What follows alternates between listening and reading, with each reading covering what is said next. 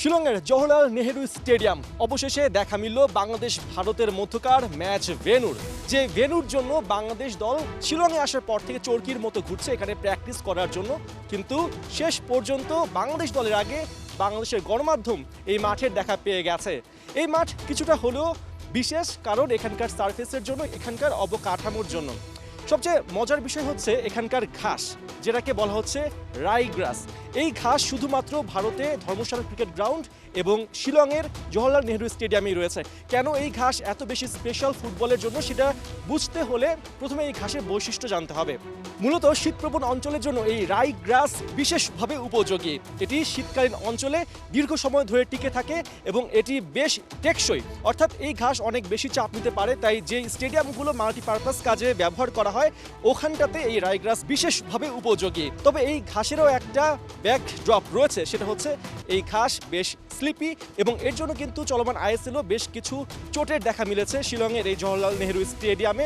বিশেষ করে ভারত মালদ্বীপ ম্যাচে আমরা দেখতে পেয়েছি ব্র্যান্ডন ফার্নান্দেজ এই মাঠে স্লিপ কেটে পড়ে গেছেন।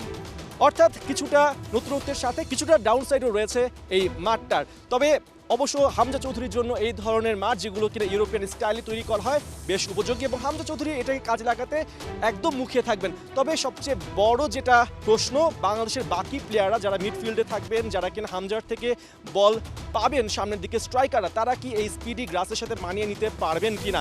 বিশেষ করে হামজা চৌধুরীর কাছ থেকে বলগুলো যখন রিসিভ করবেন রাকিব, মোরসালিন বা অন্যদিকে ফাহিম, তখন সেই স্পিডের সাথে তাদেরও তাল মেলাতে হবে। এবং ভারত দল এখানে এসেছে বেশ আগে, তারা এখানে মালদ্বীপের সাথে প্র্যাকটিস ম্যাচ খেলার আগেও এখানে লম্বা সময় ধরে অনুশীলন করেছে। অর্থাৎ বলা যায় এই মাঠে তারা বেশ ভালোভাবেই মানিয়ে নিয়েছে। এবং এই যে ঘাসের যে বিশেষত্ব কথা বলা হচ্ছে, এই ঘাসের টেস্ট যাতে বাংলাদেশ দল পেতে না পারে তার জন্য তাদের কিন্তু এই মাঠের আশেপাশেও ঘেঁষতে দেওয়া হয়নি।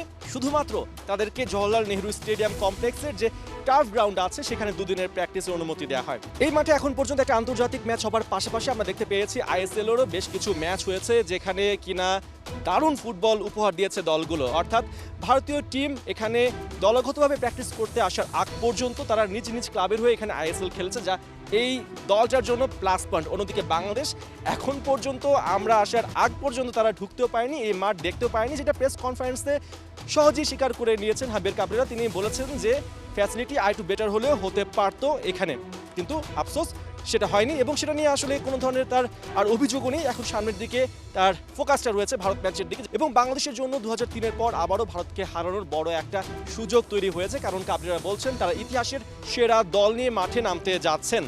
এবং সেক্ষেত্রে জামাল ভুঁইয়া তিনিও আবার বলে দিয়েছেন ভারত এবং বাংলাদেশের যারা লোকাল প্লেয়ার রয়েছেন তাদের মধ্যে গুণগত কোনো পার্থক্য নেই। এখন দেখার বিষয় বাংলাদেশ দল এই মাঠে মাত্র 1 ঘন্টার জন্য প্র্যাকটিস করে কতটা প্রস্তুতি নিতে পারে এবং কতটা স্ট্রংলি চ্যালেঞ্জ জানাতে পারে।